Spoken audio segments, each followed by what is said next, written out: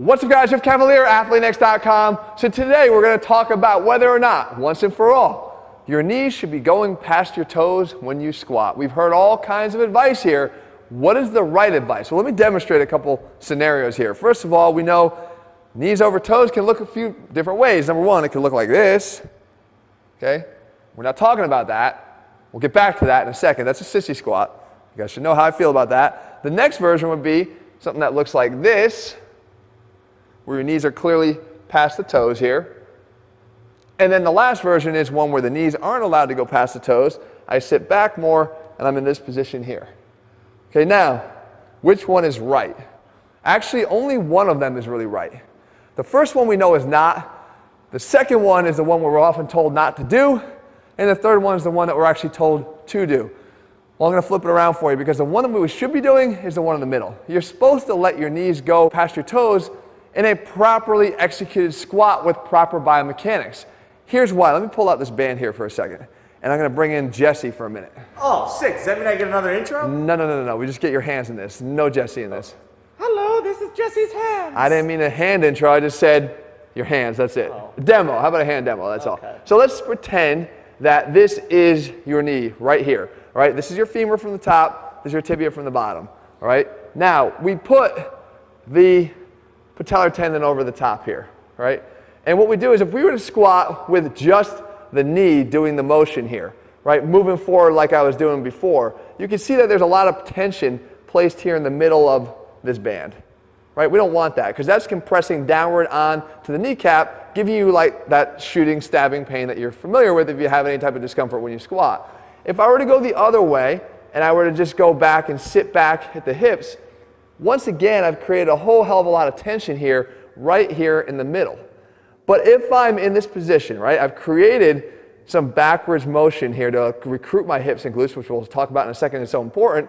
But then I actually allow the tibia to move forward that way. Look where it does. It actually now displaces that force right here at the front of the knuckle, right to the front of the tibia. It flattens out the forces that were being compressed and directed right here to the kneecap. That's important, because we want to do anything we can to avoid those compressive forces on the kneecap, because we want to actually allow the kinetic chain that we actually have in our legs here to do what it's supposed to do, meaning start generating force here in the upper leg, transmit it through the kneecap, the joint here, which is the depot for this train, and then go down that track on the other side, continue through the train station to the other side, which is the tibia. If we don't get this transmission of force up and down, we're going to be in big trouble here when it comes to actually the pain that we feel in the kneecap, because all the force we generate here gets stuck here, and it has no outlet to get out of here. So what do? Well, I talked about in many videos how important it is to allow the glutes to actually participate, because we know that when you get and sit back, you're getting the biggest muscles in your body here to be able to participate in the squat. The extension of the hips by the glutes is going to give us a lot of power out of the hole, especially if you're squatting to the depth you should be. But you need to allow those tibias to go forward, those knees to travel forward for the reasons I just told you, so that you get the ability to take the force that's generated through here and allow it to travel and go past the knee. Don't let it get stuck here. Go past the knee. And the only way you can do that is by allowing those tibias to travel forward. Well, when we get here, we say, well, how do we do this? Well, a lot of times we're actually unable to do this, because we don't have either the flexibility in the calf and the Achilles tendon back here to allow for dorsiflexion, or we get stuck on the front side here where we feel like we kind of hit a wall, which is a mechanical bony block that can benefit from immobilization. I actually have a whole video that I talked about how to do this, and I'll link it at the end of the video if you haven't seen it already, in case you're feeling the tightness in the front of the ankle as opposed to the back. But either way, free your tibia. Let them travel the way they're supposed to go. And the muscle that helps you to do that is the anterior tib. You can see here what it does. It actually creates that dorsiflexion of the ankle. It actually pulls the ankle up when my foot is free to move. But if my foot's in contact with the ground like it is when I squat, the movement will actually pull the tibia forward from the top, right? It's just relative motion, which way are we looking at it from. So we want to be able to let it do that. Well, I have a tip for you, an activation tip. As you go down into a squat, you've probably been told that you want to push down hard through the little toe, the big toe, and the heel to kind of create that tripod force downward.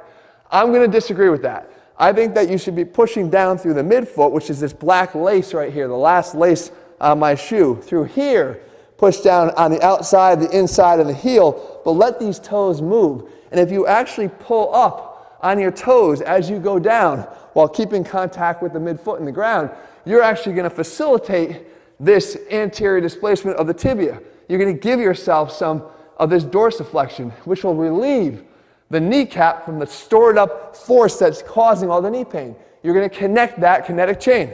So as I go down, I try to pull up with the toes, keeping the foot in contact with the ground. So as I go down, I just kind of pull up the big toe off the ground and let the rest of it travel. Down, come up. Down, come up. Down, you can see the glutes are participating. They're recruited. I'm just not worried about keeping my knees back here. They're allowed to go forward and up. Down, here, and come up. You want to be able to make sure that you establish that. Stop artificially forcing yourself to stay back. Some people even give you the advice to put up a wall here and make sure your knees never contact the wall. You don't want to do that. That's not natural biomechanics of the lower leg. You want that dorsiflexion of the lower tibia there, and you need to make sure it's happening. So try some of the things I showed you here. Try the tip to actually pull up on those big toes. If you have knee pain, I promise you, you're going to have a lot less instantly. If you're not somebody that struggles with knee pain, the biomechanics of your squat as a whole will improve, which will probably allow you to actually squat more weight in the long run. Oh, one last thing. You see this clip here of the sissy squat that I mentioned in the beginning of the video.